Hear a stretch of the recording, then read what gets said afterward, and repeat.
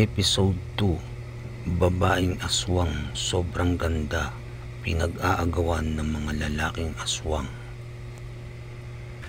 Muling nagbalik ang katahimikan sa kagubatan matapos lumisan ang tatlong aswang. Subalit si Maristela ay hindi mapalagay. Ang mga huling salita ni Romualdo ay parang tinik sa kanyang isipan na may mas makapangyarihan pang nilalang kaysa sa kanila.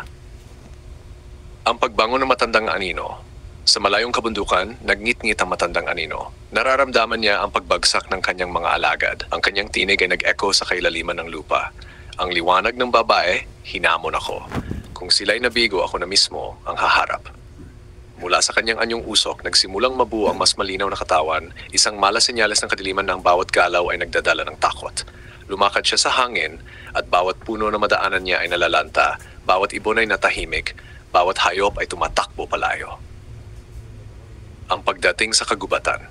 Isang gabi, si Maristela ay nakaupo sa tabi ng lumang balon ng kanilang lahi. Isang banal na lugar kung saan siya madalas humuhugot ng lakas. Doon niya unang naramdaman ang bigat ng hangin. Hindi to gaya ng dati, mas madilim, mas mabigat, parang may aninong bumabalot sa kanyang kaluluwa. At sa kanyang harapan, mula sa makapal na usok, sumulpot ang matandang anino. Maristela.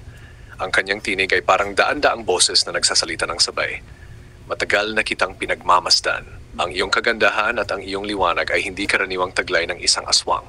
Ikaw ay nilikha upang maging susi ng ating pagbangon. Ang tukso lumapit ang matandang anino at ang kanyang mga mata ay pulang-pula. Sumama ka sa akin, Maristela. Sa ilalim ng aking anino, magiging reyna ka ng lahat ng aswang. Walang nilalang ang makakalaban sa iyo. Lahat ay luluhod sa iyong kagandahan at kapangyarihan. Ngunit maring umiling si Maristela. Hindi ako isinilang upang maghari sa pamamagitan ng kasakiman. Ang aking kapangyarihan ay hindi upang alipinin ang iba, kundi upang ipagtanggol ang mga walang laban. Ang unang pagsubok. Sa iglap, kumilos ang matandang anino. Inangat niya ang kanyang kamay at mula sa lupa ay umusbong ang mga aninong anyo ng nilalang, mahahabang braso, mga mata na pula at mga bibig na walang mukha.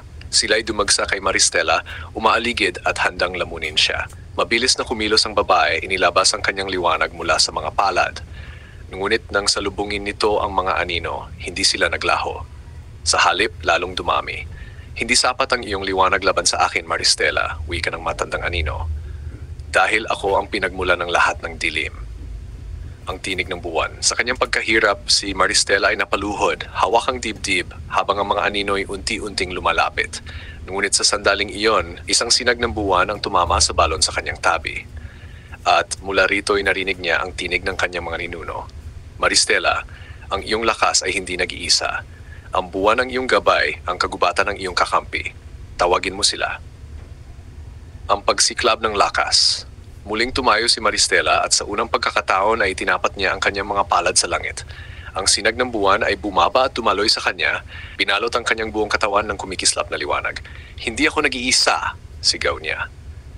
Mula sa lupa ay sumibol ang mga ugat ng puno, yumakap sa mga aninong lumalapit. Ang mga ibon at hayop ng kagubatan ay biglang nagsilapit, tila sumasama sa kanyang lakas.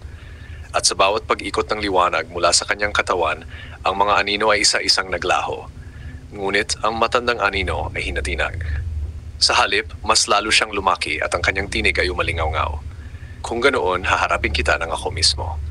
At sa unang pagkakataon, ang kanyang buong anyo ay lumabas mula sa usok, isang nilalang na halos kasing laki ng punong balete, may mga matang nagliliyab at mga kamay na parang kumakain ng liwanag.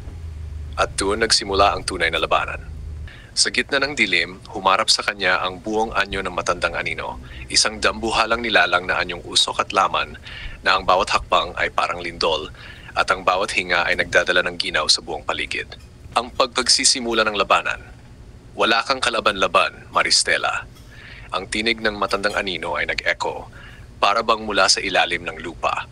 Ang iyong liwanag ay katiting lamang, samantalang ako ang ugat ng lahat ng dilim. Itinaas niya ang kanyang dalawang kamay at mula rito'y bumuo ng mga aninong espada at sibat na lumipad patungo kay Maristela. Ngunit hindi na siya ang babaeng kinuyom ng takot.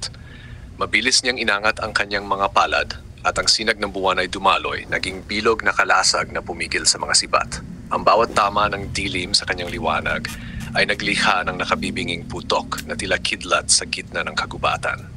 Ang lakas ng kagubatan, alam ni Maristela na hindi sapat ang kanyang sariling lakas, kaya tinawag niya ang mga puwersa ng kalikasan, mga ugat ng lupa, mga sanga ng kagubatan, samahan ninyo ako. Agad na bumangon ang mga punong kahoy, ang kanilang mga sangay parang mga bisig na humahampas sa mga aninong nilikha ng matandang anino.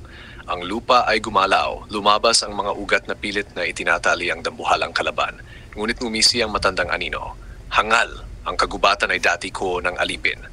At sa isang iglap, nagdilim ang lahat.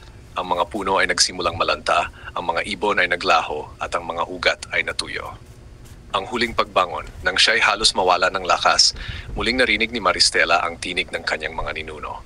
Ang liwanag ay hindi lamang sa buwan, ito ay nasa iyong puso. Ikaw ang susi, hindi ang kalangitan. Napapikit siya at mula sa kanyang dibdib ay sumiklab ang pinakamalakas na liwanag na kanyang naipon sa lahat ng taon. Hindi lamang sinag ng buwan, kundi liwanag na bunga ng kanyang tapang, pag-ibig at pagpili ng kabutihan kahit siya ay kabilang sa lahi ng kadiliman. Ang pagbagsak ng matandang anino. Tinamaan ng purong liwanag ang matandang anino. Nagsimulang mabiyak ang kanyang anyo at ang kanyang tinig na dating malakas ay naging halakak ng pagkabigo. Hindi, maari ba na isang tulad mo?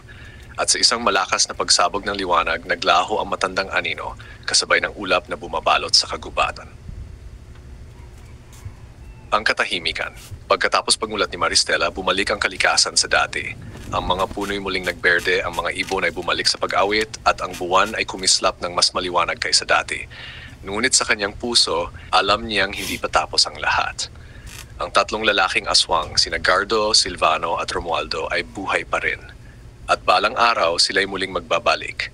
Ngunit ngayon, natutunan na ni Maristela ang pinakamahalagang bagay, na ang kanyang lakas ay hindi lamang galing sa liwanag ng kalangitan, kundi sa kanyang sariling pagpapasya, na kahit siya ay isang aswang, kaya niyang pumili na maging tagapagtanggol ng liwanag.